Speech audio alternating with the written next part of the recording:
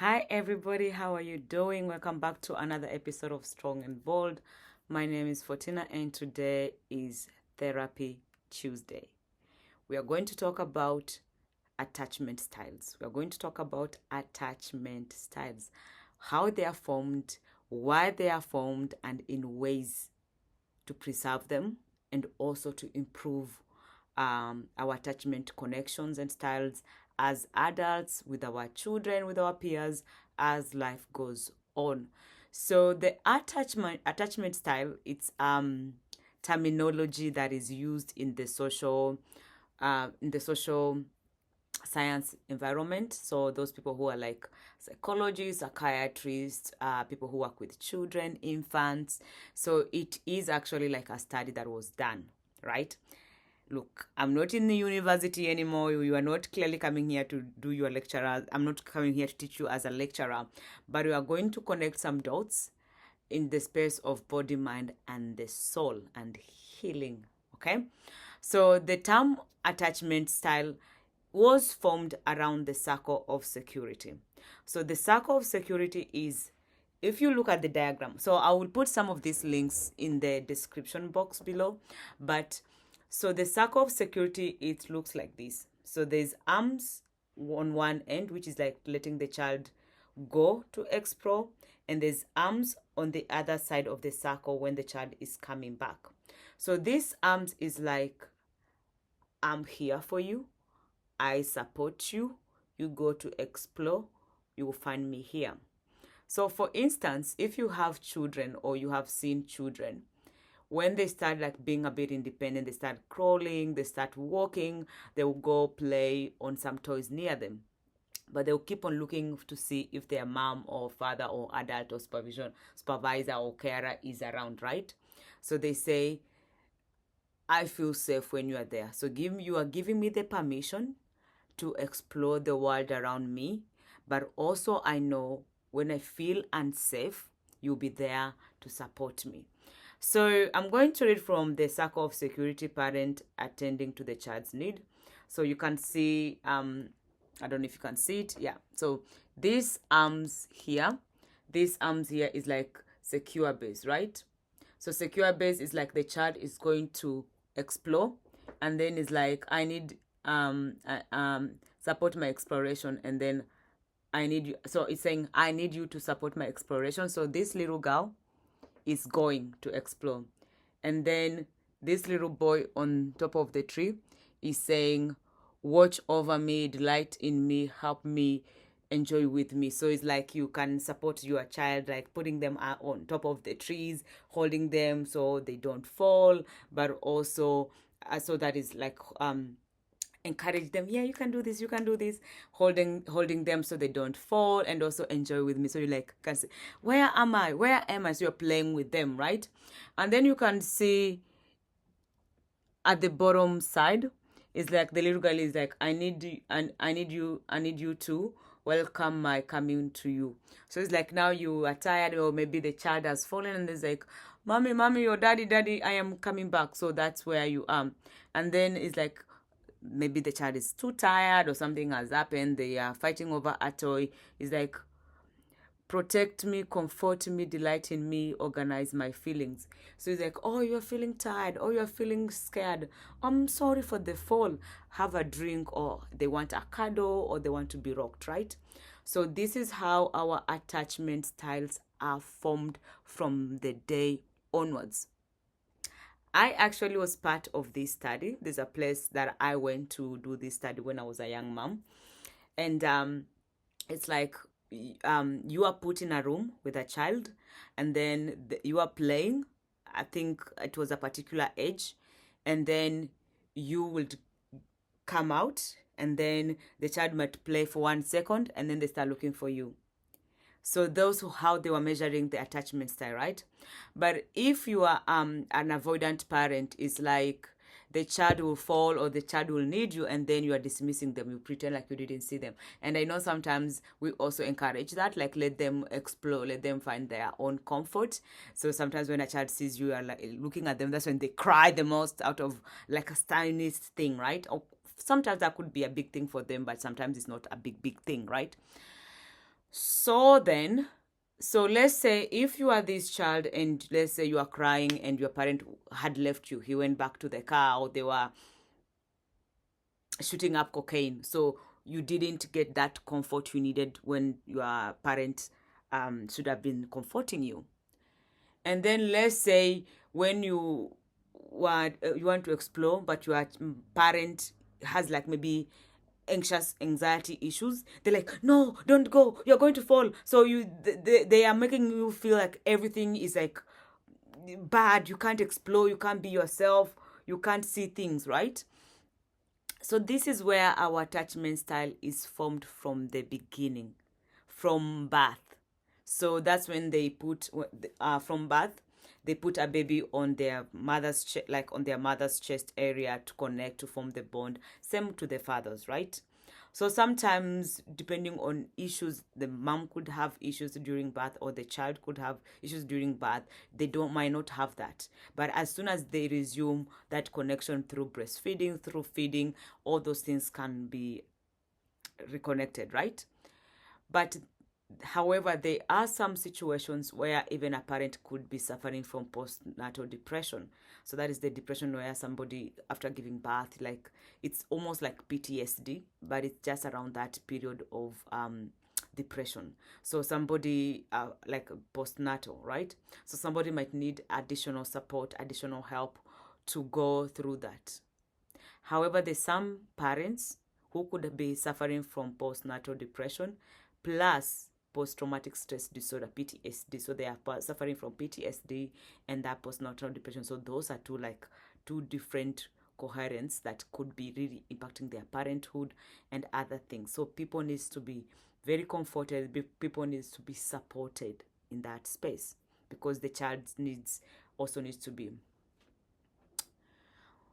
So while there are some parents in that space, like let's say you are struggling as a parent yourself, and then you can't even provide the needs of your unborn of your young baby, right? Of your just born child. So that some of those children will learn to soothe themselves. So they know, even if I cry, my parents are not going to care for me. If I have a dirty nappy, they're not going to change it. So you learn to be in that space, like you learn to cope in that space. To be hungry, don't cry. To be pooing on yourself, you don't cry. So those children become avoidant. They form that avoidant attachment, because the people who are supposed to give them care, they're not giving them that care they need. So then we have the secure attachment, which is the example on the circle of security. But also we have the avoidant and we have the anxious. So the anxious is like, even if the child haven't started like crying, you already there waiting so they don't. So it's like overprotective in a way. So it's okay for kids to cry, but not to cry for like hours and hours. But crying a few minutes here and there, it's okay, because they also like need to get air in their lungs and all this. Look, I'm not a pediatrician, but this is what they told me. Anyway, so this is how our attachment styles are formed from the beginning. And if you come from an African household, my sisters and brothers, you know what I'm saying. If you fall down, they also beat you. That's avoidance. If you don't go to church, there's no food. Avoidance. So now how do we can see some of these styles we behave with others. They were formed in us in our early onset. We don't have like anything to say or do about them, because they were embedded in us from our childhood, right? However, there's no problem without a fixation. There's no problem without a fixation. So I brought a book. It took me a year. It's so embarrassing to say. It took me a year to read this book. It's called Attached, and it's written by Dr. Amir Revin and Rachel Heller. They didn't pay me to promote this book, okay? So Attached is saying, are you anxious, avoidant, or secure? How the science of adult attachment can help you find and keep love. So the way we come from the circle of security, like from that early on, those attachment styles also grow with us in our adulthood. So for instance, I used to be secure, attached, right? I grew up in a household where it was like sometimes avoidant, right? But then as I grew up, I became secure, working on yourself, going to therapy and all that. However, I met sons of Pharaoh. I met sons of Pharaoh. And these people, depending on the way they grew up, the attachment style could have been avoidant. And then as a secure person, you can, like, even it says in this book, you say, what are your intentions towards me? But people can lie, right? But also you can say, hey, I don't like ABCD. How can we improve? Blah, blah, blah, blah. That I'm talking about, like, relationship context.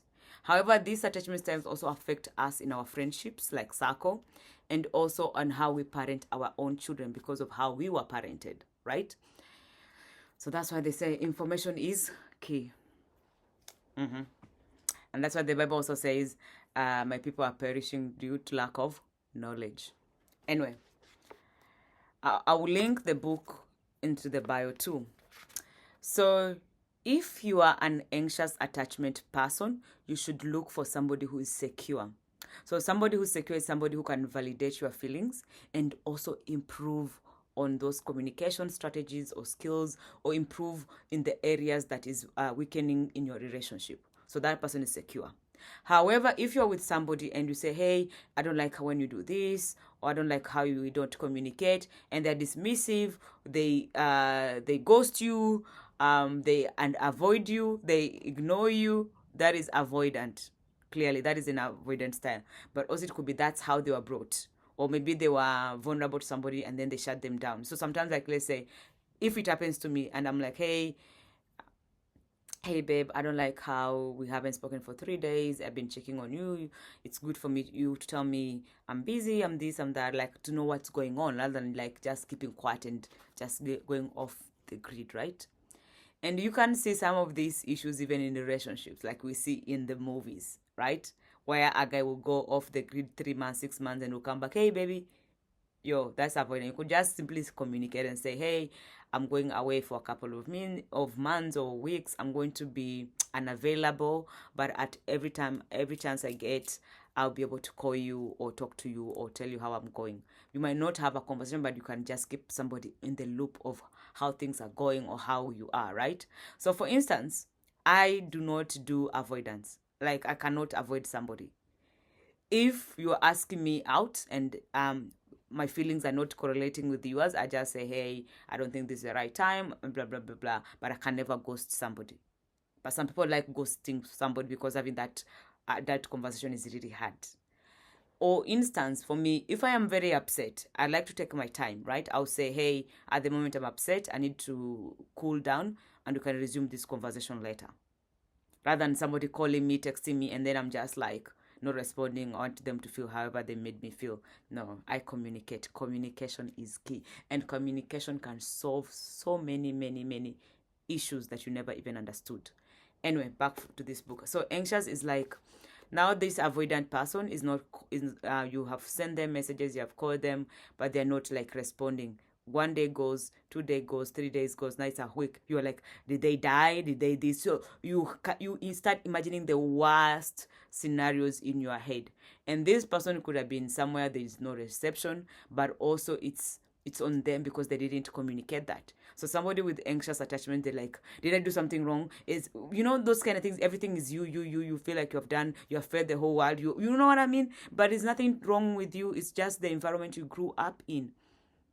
If you're raised by a parent who's anxious, superly overprotective, anxious about their own things, because look, the things our parents pass on to us, it's also how they were raised or what the circumstances permitted them to experience. So sometimes you get to a point where you say, it ends with me. Whatever attachment style you grew up with, if it's not secure, so we should all be leaning towards a secured partner.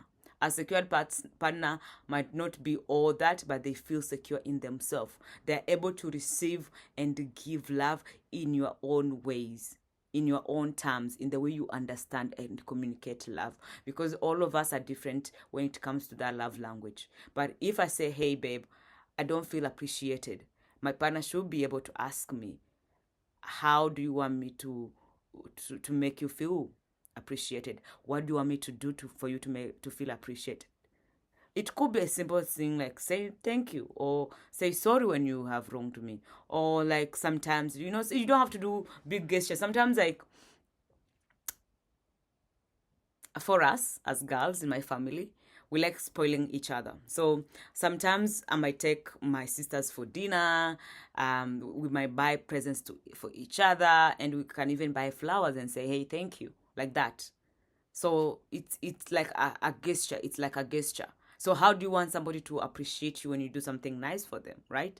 So sometimes people who especially feel like your love language is acts of service, sometimes you feel like unseen, and you like somebody to appreciate you, the things you're doing for them. Because also this is where it gets tricky. So sometimes you might have somebody whose love language is quality time, but you are doing acts of service. So for them, it's like, you, instead of cleaning, doing the laundry for me, or doing this, can you just come and sit beside me? Can you just hold me? Can you just kiss me? So sometimes it's really good to know our partner's love language. It will avoid all these things. So might think somebody's avoidant, but also it's just that you don't know their communication love language, right? Anyway, so we should be always ending up being wanting to be a secure. So if you're an anxious attachment person, there's ways you can go to therapy, there's ways you can work on yourself, there's ways you can also remove yourself from toxic or situations that are not healthy. Same if you're avoidant, you can learn to be a bit more present emotionally in your relationships in one way or the other. So for instance, on page 46, it said the two attachment dimensions. So there's low avoidant, high avoidant, high anxiety, low anxiety. So they're talking about these two things because these are the spaces, like those avoidance and anxious. Those are the spaces we need to work on if we fall on that space, right? And then there's like avoidant, anxious avoidant, and there's avoidant secure. There is just anxious, and then there is like anxious secure, and then there's anxious avoidant, right? So some of these things can even be limited. I'm not saying like it will ever forever. We can never, even those secure people, you might say, hey, what's going on? We haven't spoken for 3 days. So you can even be secure anxious. You can even be secure avoidant. But it becomes very, very dangerous when it is anxious avoidant. And this is where most of those trauma bonding relationships usually fall off, because like somebody is giving you as long as you get it.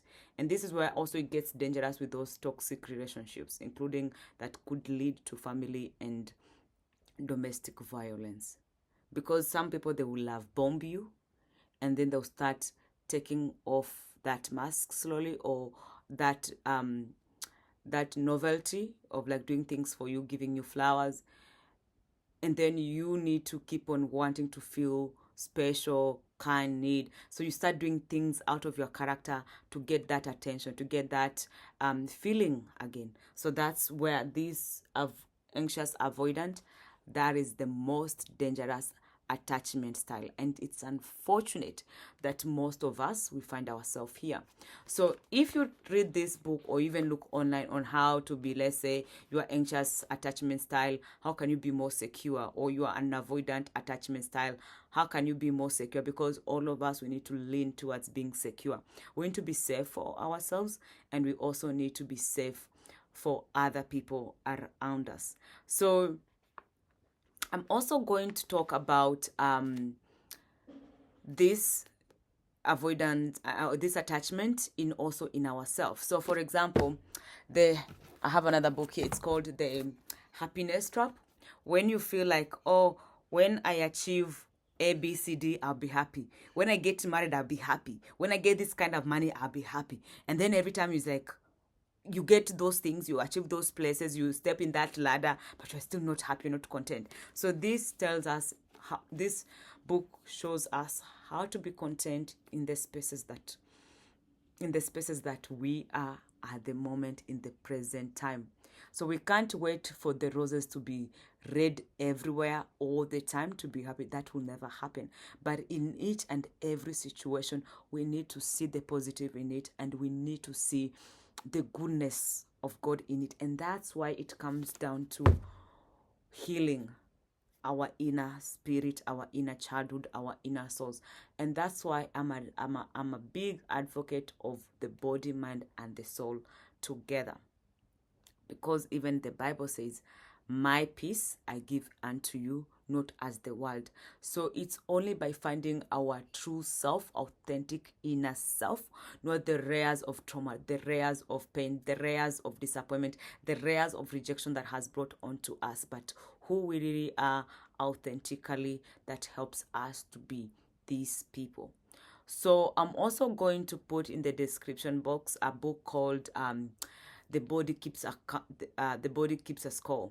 So that is about trauma, how we all impact, how trauma impacts our body, mind, and the soul.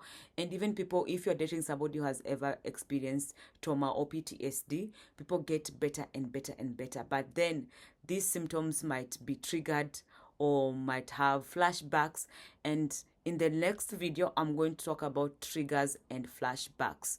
So if we are dating somebody who has experienced traumatic lifestyle in their childhood or development or some point at some point of their life, how do we become that loving and supporting partner? Because we are all struggling in one way or the other. So how do we become safe people as individuals, but also how can we become safe people for people around us, to be able to feel vulnerable, to be able to unwind, to be able to remove those masks? And then I think in that video I'm gonna talk about also removing your mask, being the true authentic you. No matter however bad you might be, look, somebody will love you the way you are.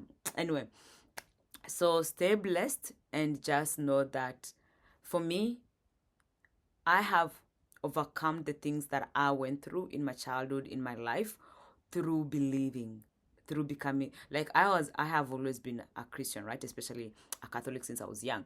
But some of these things that I thought would take me out, if I didn't have my faith as a backup, as a bag in the background, I don't know how I would have made it. So for me, I can really, really encourage you that get to know beyond yourself. Get to know beyond the universe. Get to know the person who made the universe. And then you might feel complete. Because if you are not whole as one person, you can never be whole with somebody else's son or somebody else's daughter. So it needs to be one whole person plus another whole person to come and be whole together. Or otherwise, we want to be saving somebody. Or otherwise, we want somebody to save us. Or otherwise, we want somebody to, look, even in relationships, you can never be 100% all the time happy, complete and stuff. But the things like, if we are whole, we have inner peace, we have contentment in ourselves, we have worked on ourselves, we won't be rubbing those things on other people to feel bad, to feel as how they people in our previous life has made us feel, or to feel as how our jobs are mistreating us. We don't want to bring that. We can talk about it, but we can't be hurt people who hurt others. Like if I'm having a bad day, everybody around me should be having a bad day. No. But also you could be having a bad day and just somebody chooses to spoil your day. So we should also try to avoid being those people who spoil others' day.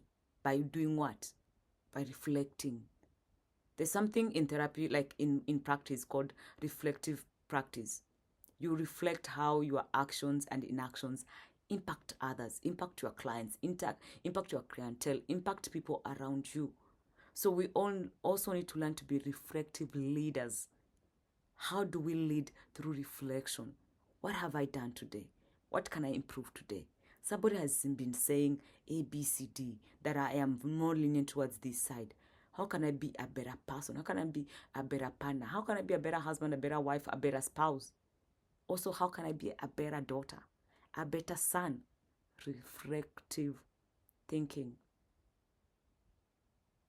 And I think we can also talk about thinking patterns, thought patterns, and whatever. But at the moment, I'm going to leave you guys with this. I will put the description in the boxes in the video below. But just know that, look, it's never too late to be the best version of yourself. As long as you're living, as long as you're breathing, there's still lots of things to learn, and there's still so much more you can give to this world and you can give to yourself. Be the present this Christmas to yourself. You can buy yourself something, but also you can say, I'm tired of being anxious attachment. I'm tired of being avoidant. I am tired of always looking for avoidant men, people who are emotionally unavailable, who are just unavailable completely. How can I be safe? But also remember, trauma is familiar. Pain is familiar. Sometimes you might be looking those things that is familiar than finding something new that is unfamiliar. It's scary. You know what I mean? You can find yourself like you're dating the same person in different people. It's about to, if you see yourself you are having such patterns, stop, drop, and think, and pause and say, that's not gonna be me. So New Year's resolution: be secure attachment style for yourself, for your children, for your family members, for your spouse, for everything. Be safe. Can you imagine if somebody says, like, I feel safe with you, I want to be safe with you? That's a whole level of vulnerability that somebody is requesting. And some of us, most of us, we might not even be that vulnerable with ourselves. We don't know who we are. We don't know what our strengths, our weaknesses are. We don't know any of these things. So how can you be safe to others when you're not even safe for yourself? So all I can urge you in this Christmas season, be safe for yourself. Thrive to be the safest person you know, because nobody can ever love you more than you love yourself. Apart from God. God loves you so much. No matter who you are, no matter what you've been through, God's love is unconditional. Just stay safe and just know that there's more to your life. There's more to your story. And it might not end in tears as it has always been. Give yourself a chance. Give yourself grace. And if you need to move on from a situation, move on gradually.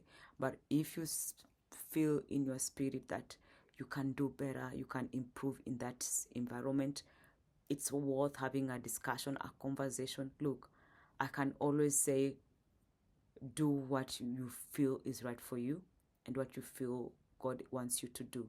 So each and everything, I'll say, pray about it, reflect on it, meditate on it, and see how to move forward.